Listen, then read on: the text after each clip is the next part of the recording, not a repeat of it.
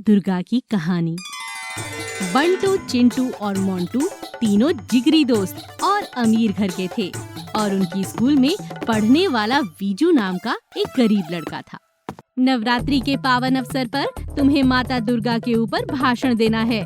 जिनका भाषण सबसे अच्छा होगा उसे इनाम दिया जाएगा और उस विद्यार्थी के माता पिता का सम्मान किया जाएगा। अरे यार, मुझे तो अच्छा भाषण आता है। मेरे मम्मी पापा तो मेरी मदद भी नहीं करते। मेरे पापा तो यूएस में हैं और मम्मी सुबह जॉब पर जाती है, शाम को आती है। पर हमें ये भाषण देना ही होगा क्योंकि फिर टीचर हमें पनिशमेंट देगी। दोस्तों, क्या मैं तुम्हारी मदद कर सकता हूँ?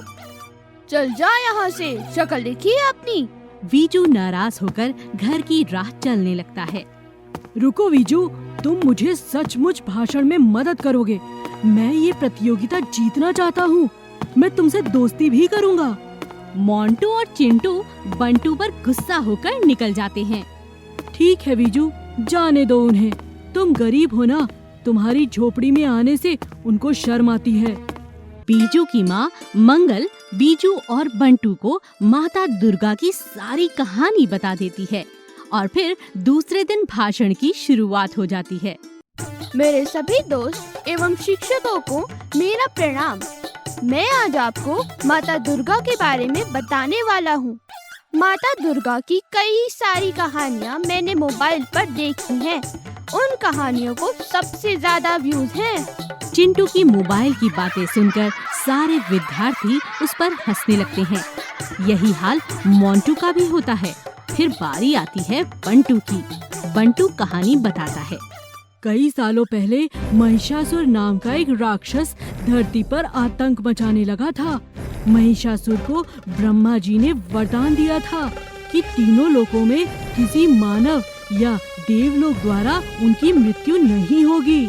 इस सारे विश्व में मुझे कोई नहीं मार सकता। अब मैं देवलोक पर भी राज्य करूंगा।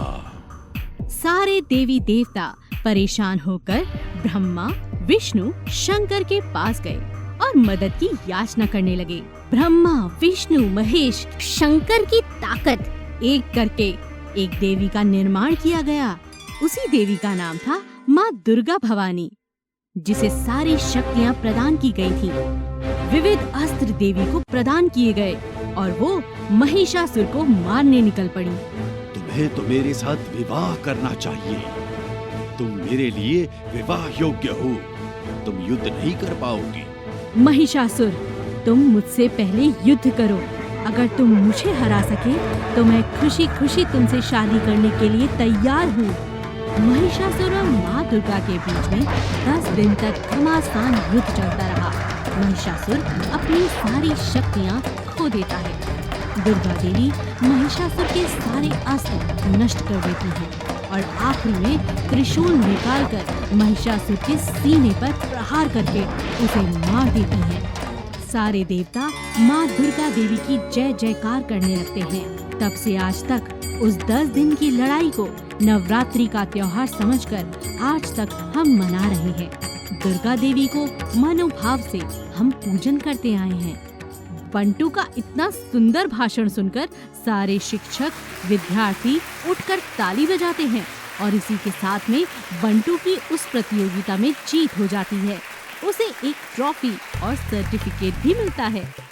मैं तुम्हारी दोस्ती जीतना चाहता था और तुम यह प्रतियोगिता। मोंटू और चिंटू ने मुझे दूर किया, पर तुमने मुझे करीब किया, अपना दोस्त माना। बंटू, आप अपनी माँ को स्टेज पर लाएं। हम उनका सत्कार करना चाहते हैं। टीचर की बात सुनकर बंटू के माँ बाप खड़े हो जाते हैं, लेकिन बंटू दौड़ते दौड़ते वीजू की माँ के पास आता है और उन्हें स्टेज पर लेकर जाता है। ये वीजू की माँ है। उन्होंने मुझे दुर्गा देवी के बारे में सारी जानकारी दी। मेरे मम्मी पापा के पास तो वक्त ही नहीं था। उन्होंने मुझसे कहा, तुम मोबाइल पर ढूंढ लो। पर मोबाइल पर जानकारी का असर आपने देखा, पर जो जानकारी वीजू की माँ ने मुझे दी, इसीलिए मेरी जीत हुई। इसीलिए मेरी विनती है, आप वीजू की माँ का सत्कार करें। बंटू की यह बात सुनकर बंटू के माता पिता सर झुका लेते हैं। चिंटू मोंटू भी गर्दन झुकाते हैं और सारे विद्यार्थी तालियां बजाते हैं। और फिर टीचर वीजू की माँ का साड़ी और नारियल देकर हार पहनाकर उनका सत्कार करते हैं। हमें यह सीख मिलती है कि हमें सबका सम्मान करना चाहिए, किसी को कम नहीं समझना चाहिए, चाहे वो अमीर हो या गरीब। हमें कभी अहंकार नहीं करना चाहिए।